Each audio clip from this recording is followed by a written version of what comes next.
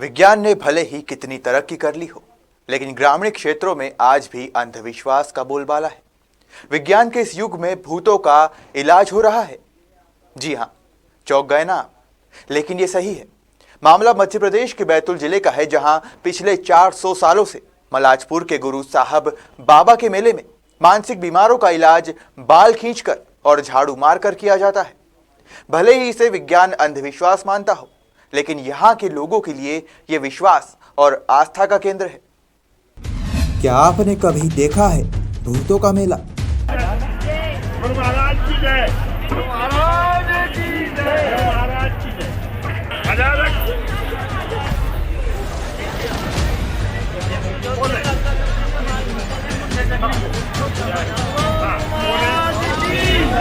जहाँ प्रेत आत्माओं से दिलाई जाती मुक्ति।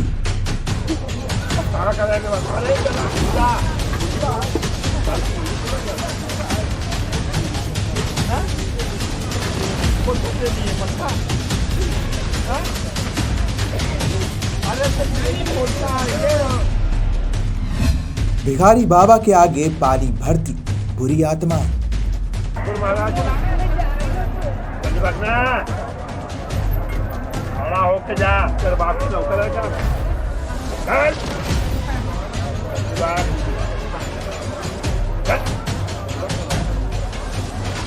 देखिए अंधविश्वास के मेले में भूतों की झाड़ू से पिटाई। बिल्कुल जहाँ जाना वहाँ जाओ, आज जो रास्ते मिले उनको ले जाओ। सब इधर जा, इधर जा, यहाँ से जा, इधर से कहाँ जाके जाते कहाँ पे जय बोल गुरु महाराज की जय बोल। जल्दी बढ़ो, जल्दी बढ़ो।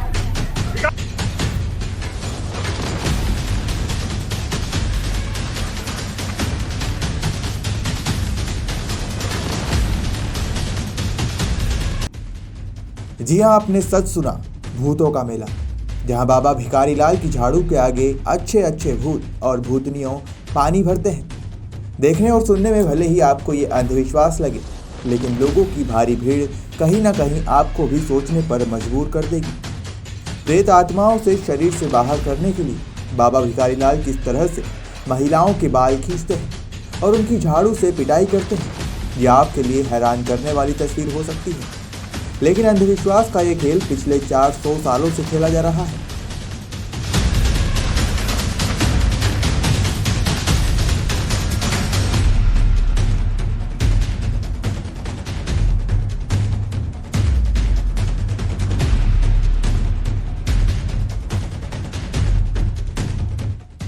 दरअसल पूरा मामला बैतूल के चिचोली विकासखंड में स्थित मलाजपुर गांव का है, जहां गुरु साहब बाबा की समाधि है। प्रतिवर्ष पौष माह की पूर्णिमा से मेला शुरू होता है, जो 1 माह तक चलता है। बताया जाता है कि पिछले 400 साल से भी ज़्यादा समय से मेला लग रहा है। इस स्थान पर मेले के समय बड़ी संख्या में श्रद्धालु दर्शन के लिए जाते हैं। उनके अलावा प्रेत बाधा से पीड़ित, निसंतान दंपत्ति और सर्पदंश से पीड़ित मरीज यहाँ आते हैं।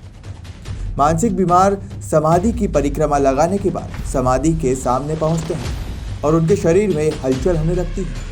यहाँ बैठे पुजारी महिला मरीजों के बाल खींचकर पूछते हैं कौन सी बाधा है, और उसके बाद गुरु साहब का जयकारा लगाते हैं। कई मरीजों को तो झाड़ू भी मारी जाती है। मरीजों के परिजनों को लगता है कि उनका मरीज ठीक हो गया है, इसलिए लोगों को यहाँ विश्वास बढ़ता ही जा रहा है।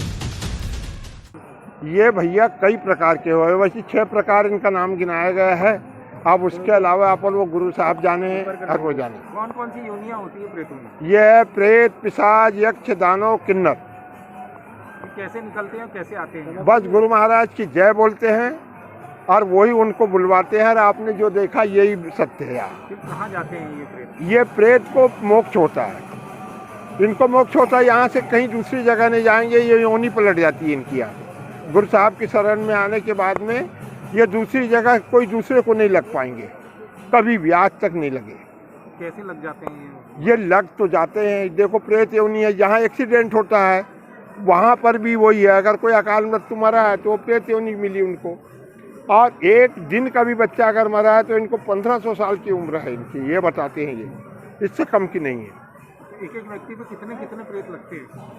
कोई नाप नहीं, लाखों अरबों भी लगे हैं, नहीं तो 2 भी लगते, 4 भी लगते हैं, ऐसा सुना है, निकलते हैं यहाँ पे। तो आप किस तरह से पूछते हैं उनसे और क्या बताते हैं? हम यही पूछते हैं गुरु साहब कि इनको आन दिलाते हैं, कसम के यहाँ 3 खिलाई जाती है, जल बबूती देते हैं उनके बाद में, और इनको मोक्ष हो जाता है। कसम के बाद फिर आते नहीं है? नहीं, डबल नहीं आते।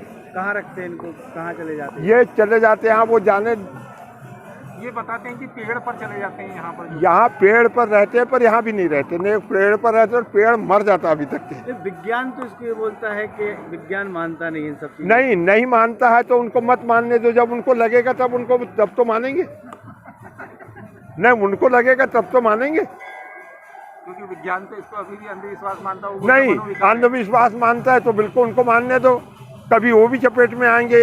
अगर मनुष्य देही पाई है तो ये तो सभी होना है, उनके साथ भी और हमारे साथ भी कभी भी हो सकता है। और जो गुरुमुखी रहेगा उनको प्रेत नहीं लगता।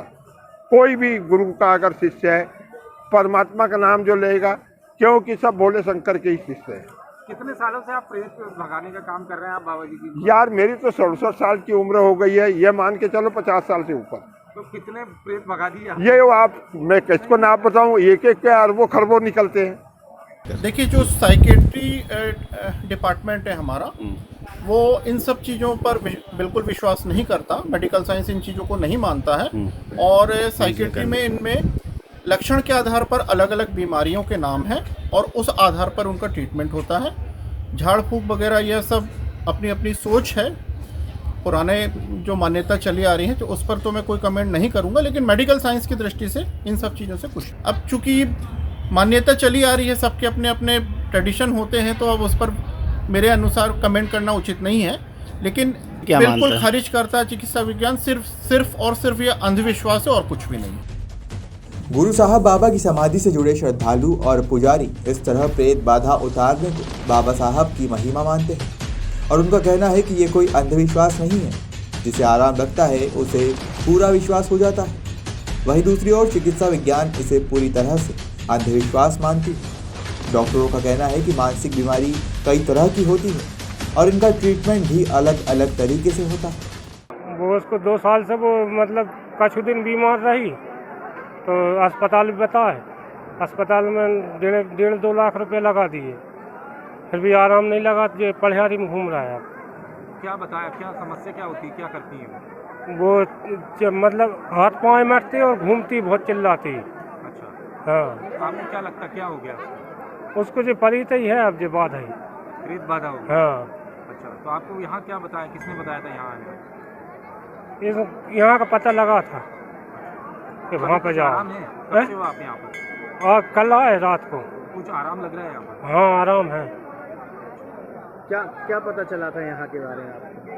कि मतलब गुरु साहब चल जाओ आप। ये मेला तो लगभग 400 वर्षों से भी अधिक समय से बढ़ते आ रहा है और यहाँ की मान्यता बड़ी फेमस है। यहाँ पे जितनी भी भूत प्रेत बाधाएं जो आती है, वो पूर्णिमा के दिन यहाँ पे हजारों की संख्या में सब भूत प्रेत यहाँ आके निकलते हैं और इस पेड़ पर आकर चढ़ जाते हैं और यहाँ से अधिकतर लोग ठीक होके जाते हैं। और अपनी मान्यता पूरी होने पर यहाँ पर गुड़ से तौला जाता है और गुड़ से तौलने के बाद में यहाँ जो गुड़ रखा जाता है ये बरसों तक रहता, मगर यहाँ पे ना मक्खी होती है ना चीटा होते हैं। और जनरली अपन जो घर में गुड़ वगैरह रखते हैं उसमें चीटा या मक्खियों का रहता है, मगर इस दरबार में दिन भर गुड़ की प्रसादी चढ़ती है, मगर एक चीटा और मक्खी भी हमको यहाँ दिन भर में देखने को नहीं मिलता है। जिनको प्रेत बाधाएं होती हैं वो कैसे निकलती हैं? यहाँ पर जो प्रेत बाधाएं रहती हैं उनको उल्टा परिक्रमा लगाते हैं। सामान्यतः हम देखते हैं कि जो हम किसी धार्मिक स्थान पर जाते हैं तो सीधा परिक्रमा लगाते हैं, मगर जिनको भी प्रेत बाधाएं रहती है, जिनके दिमाग में मनोविकार रहता है, मानसिक संतुलन जिनका बिगड़ जाता है, उनको यहाँ पर उल्टा परिक्रमा कर देते हैं और उनकी प्रेत बाधाएं बिल्कुल ठीक हो जाती है। हंसने भी खिलाई जाती है समाधि को? जी, यहाँ इसके बाद में वो ठीक होते तो फिर आके अपनी मन्नत पूरी करते हैं और वो अपनी।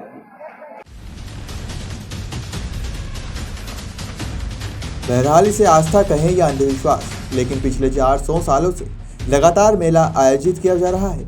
जिसमें आसपास के हजारों ग्रामीण शामिल होते हैं। सोचने वाली बात यह है कि पुलिस प्रशासन का कोई नुमाइंदा इस दौरान मौजूद नहीं रहता है, जबकि भूतों के नाम पर किस तरह से महिलाओं के बाल खींचे जाते हैं, झाड़ू से पिटाई की जाती है, लेकिन सब इसे मूक दर्शक बनकर देखते रहते हैं।